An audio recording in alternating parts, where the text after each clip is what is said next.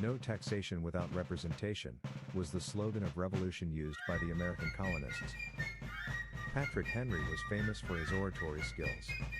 An unwavering patriot, skilled politician and lawyer, whose life and opinions did not always line up with other founders. Henry did not attend a university. His father, being an educated man, tutored him, and his mother provided him with his oratorical and religious education by bringing him along to hear numerous Presbyterian speakers across the colony. These speakers had a unique oratorial style, speaking in the people's language and to their hearts, rather than their logic. Henry adapted this style of oration to the political sphere throughout his life, which enabled him to become somewhat of a backwoods Virginia hero. In 1765, Henry won a seat in the Virginia House of Burgesses. When he arrived, the Burgesses were debating the Stamp Act of 1764, which was a part of a long list of acts established by British Parliament, imposing taxes and regulations on the American colonies. Acts such as the Navigation Act of 1651, the Molasses Act of 1733, the Currency Act of 1751, the Sugar Act of 1764, and now the Stamp Act. At this session, Henry introduced the Stamp Act Resolves, which would establish that Virginian colonists had the same rights as British citizens, and that taxation without representation is tyranny.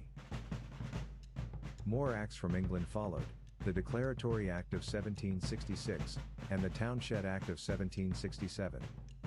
In 1770, anger was growing, when in Boston, a mob of colonists confronted British soldiers in the streets of Boston, which became known as the Boston Massacre. 5 colonists were killed and 6 wounded in the incident. With the anger of the American colonists growing, the Tea Act of 1773 stirred the colonists to react with the Boston Tea Party, where a group of up to 130 men dressed as Mohawk warriors dumped hundreds of chests of tea into the harbor. The British responded with the Coercive or Intolerable Act of 1774.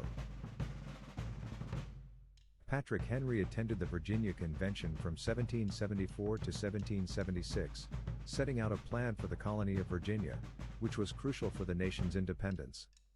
Having contact with John and Samuel Adams during this process, they decided to push their respective colonies toward independence.